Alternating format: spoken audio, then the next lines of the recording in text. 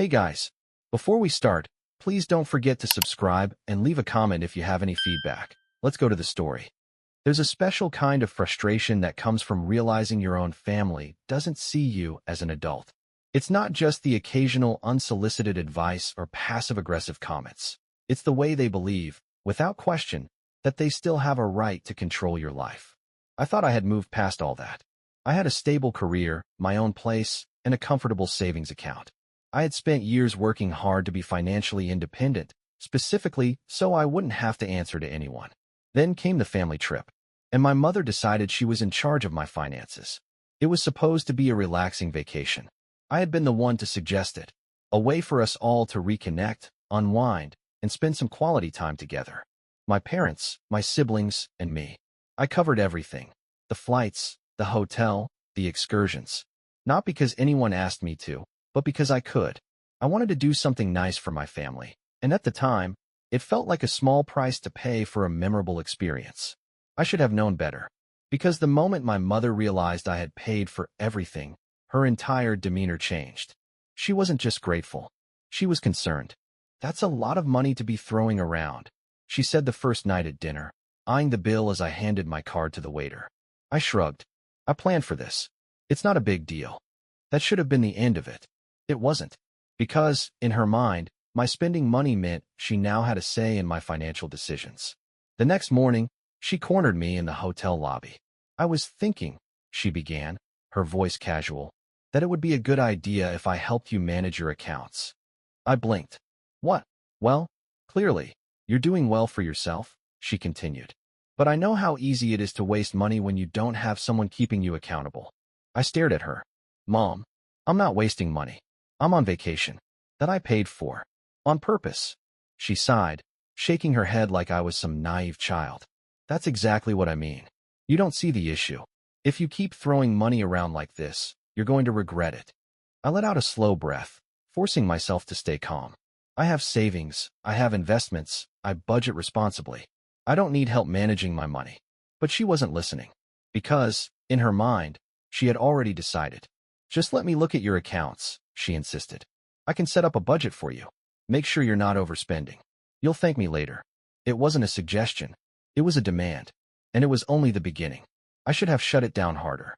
I should have made it crystal clear that my finances weren't up for discussion. But I was caught off guard. I had expected gratitude for planning the trip, not a full-scale intervention into my spending habits. So, I made the mistake of trying to reason with her. "Mom, I appreciate the concern, but I'm fine. I don't need a budget. I don't need you managing my money, and I don't need you looking at my accounts." Her mouth pressed into a thin line. "So defensive," she muttered, shaking her head. "I'm just trying to help." I forced a smile. Help isn't forcing your way into my finances. Help is trusting that I know what I'm doing. She didn't like that answer. But, for the moment, she let it go. Or so I thought. That afternoon, we had a group excursion planned. A boat tour along the coast, something I had already paid for in advance. But when I went down to the lobby to gather everyone, my mom was missing. She went to the bank. My sister informed me, a little too casually. I frowned. "What bank?" She shrugged. She said something about getting things in order. No idea. I immediately had a bad feeling. And when my mother returned an hour later, that feeling was confirmed. She was smiling. The kind of smug, self-satisfied smile that meant she had done something she thought was for my good. "Okay," she said, setting her purse down. "Everything is settled now." I stared at her. "What does that mean?" She waved a hand like it was no big deal. "I talked to my financial advisor. He said he'd be happy to look over your accounts and help you restructure things. I gave him your name, so if you just call him tomorrow, he'll set everything up for you." The audacity hit me like a freight train. I laughed. Because what else do you do when your mother decides, without your consent, that she is now in control of your money? "You're joking." She frowned. "Of course not. You need guidance. He'll help you." I took a slow breath, clenching my jaw. "Mom, let me be very clear. I'm not calling anyone. I'm not giving some random financial advisor my information. And I don't need help." She sighed dramatically like I was being impossible. "You're overreacting." "I'm overreacting?" I repeated, incredulous. "You went behind my back to a financial advisor and gave them my name like I was some clueless teenager? Mom, do you even hear yourself?" Her expression hardened. I did what was best for you, she snapped. And if you weren't so stubborn, you'd see that. I took a step back, shaking my head. This wasn't just about money anymore. This was about control. And she wasn't going to stop. That night at dinner, my mother acted like nothing had happened.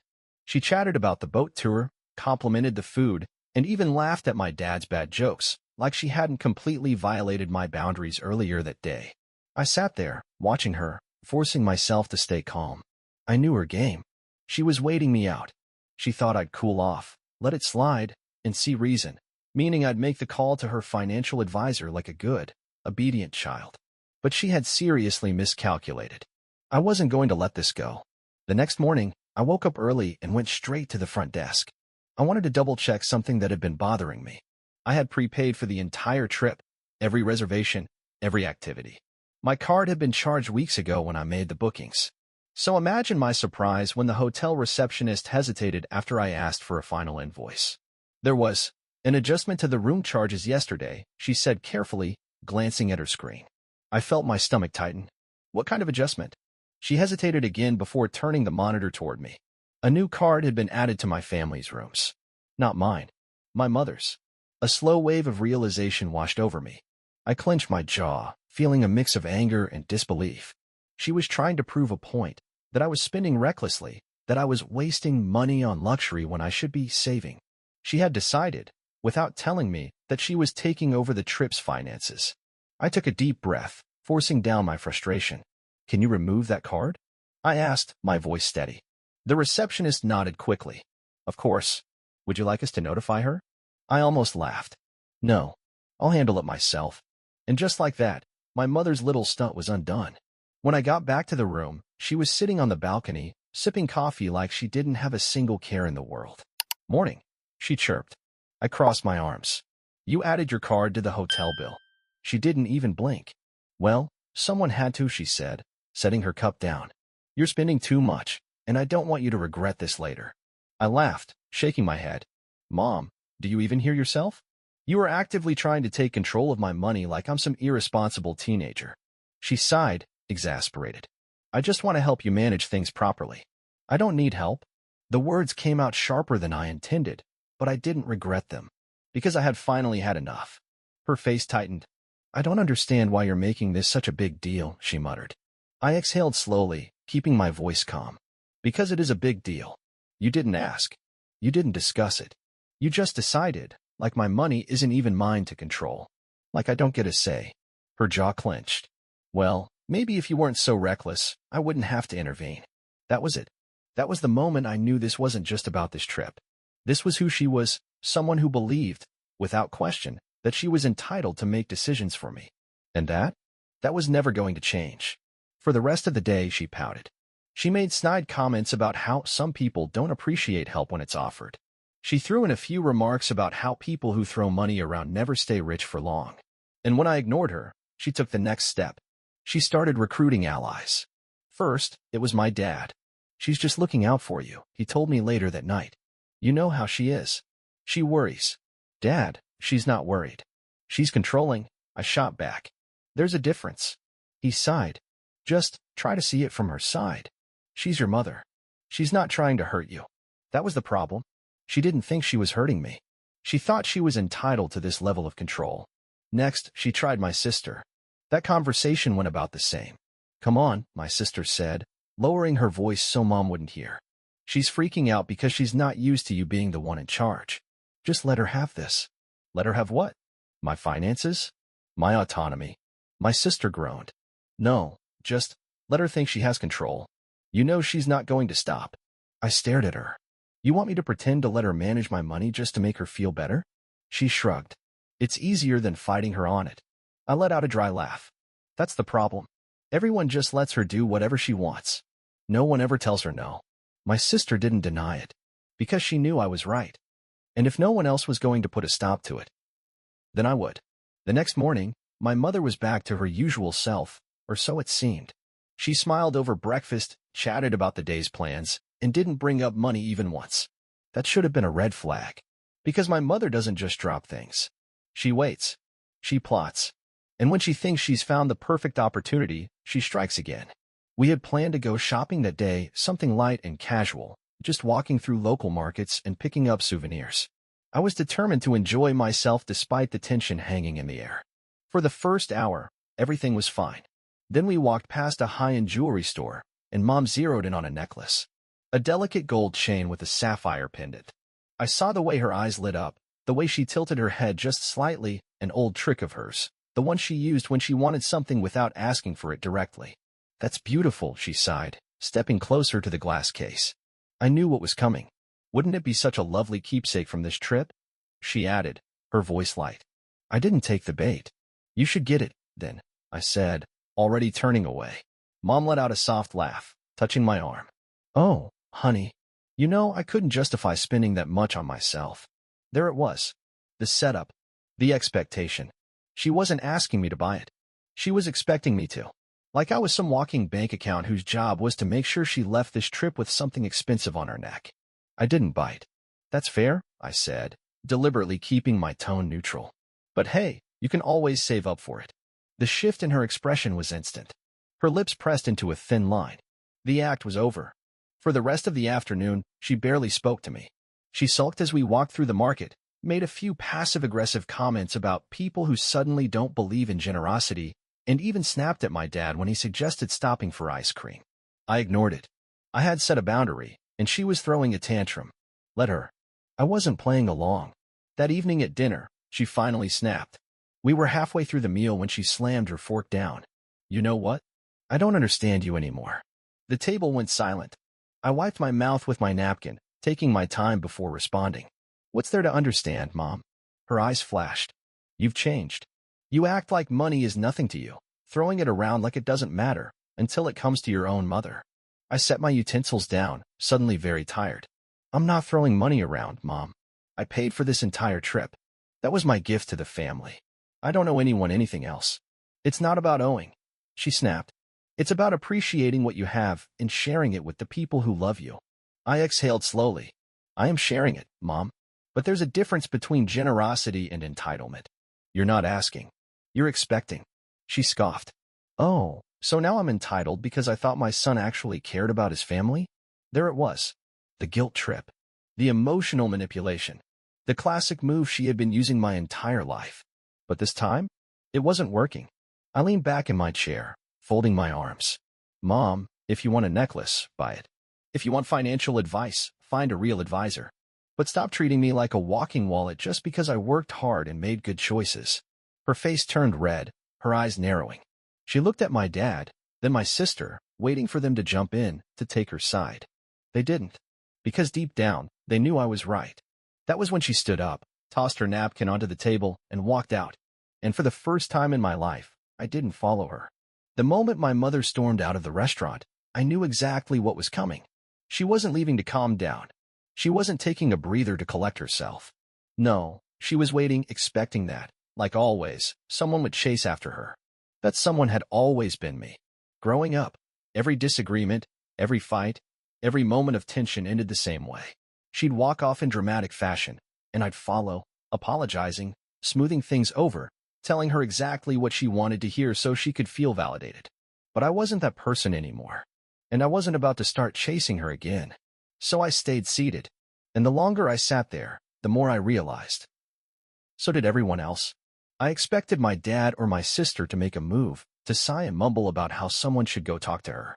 They didn't. My dad simply reached for his water, took a sip, and muttered, "She'll be fine."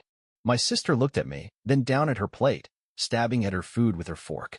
She was uncomfortable, but she wasn't arguing with me. That was the moment I realized I wasn't crazy. They knew. Maybe they weren't willing to say it out loud, but they knew she was over the line. And they weren't about to chase her either. Mom didn't come back to the table. She went straight up to the hotel room and locked herself in, sending the occasional dramatic text to my dad about how she was so hurt and needed time to process how selfish I had become. I ignored every single one. That night, as I was getting ready for bed, my dad knocked on my door. "Can we talk?" I sighed, running a hand over my face. "I already know what you're going to say, Dad." He hesitated, then stepped inside anyway, closing the door behind him.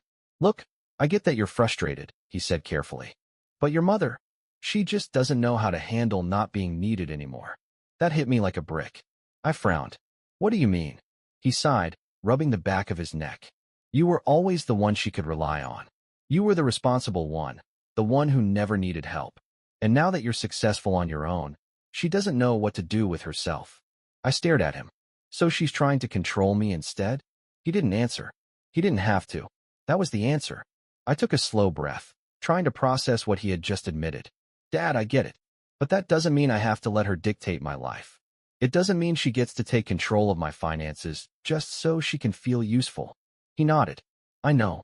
I just want you to be prepared for what happens next. What do you mean? He exhaled, shaking his head. She's not going to let this go. I already knew that. But I wasn't backing down. I was done playing by her rules. The next morning, my mother was suspiciously quiet. She didn't bring it up last night. Didn't mention the restaurant, the argument, or the fact that I had refused to play her game. Which meant only one thing. She was planning her next move. And, sure enough, she didn't waste time. We had planned to visit a historical site that morning, something light and easy before heading to the beach later in the day. I was determined to enjoy myself. But halfway through the tour, I felt my phone buzz. I pulled it out, glancing at the screen. It was an email alert from my bank. An unauthorized attempt to access my account. I froze. I knew immediately who it was. I stepped away from the group, quickly opening my banking app to check what had happened. Someone had tried to log in using incorrect credentials multiple times. And then, a second attempt had been made to reset my password. My hands clenched into fists. I barely even hesitated before calling my mother's number. She picked up after 2 rings. Oh, so now you're calling me, she said, her voice dripping with fake innocence. I didn't play along. You tried to access my bank account. There was a beat of silence. Then, in the most casual tone imaginable, I was just checking on things. Making sure you weren't making any more reckless decisions. I saw red. Are you out of your mind? I snapped. That's a fraud, Mom. Do you even understand how serious this is? She scoffed. Don't be ridiculous. I wasn't stealing anything. I just needed to see if you were being honest about your finances. I couldn't believe what I was hearing. She had tried to hack into my account, and she was acting like it was a completely reasonable thing to do. I took a slow breath, trying to control my anger. You just proved my point, I said, voice dangerously calm. You don't see me as an adult. You don't respect my autonomy. And you think you have the right to control my life. Her voice hardened. I raised you. I know what's best for you.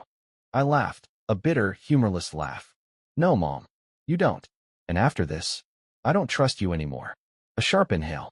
You don't mean that, she said quickly, her voice losing confidence for the first time. I do, I said. And when we get home, I'm changing everything. New passwords, new security measures. You will never have access to anything of mine again. She gasped, as I had personally betrayed her. You're treating me like some kind of criminal. I let out a slow exhale. Maybe because what you did was illegal. Another long silence. Then, in a cold, clipped tone, I don't even recognize you anymore. I didn't hesitate. That's because, for the first time, I'm not letting you walk all over me. Then I hung up. The rest of the day, I barely spoke to her.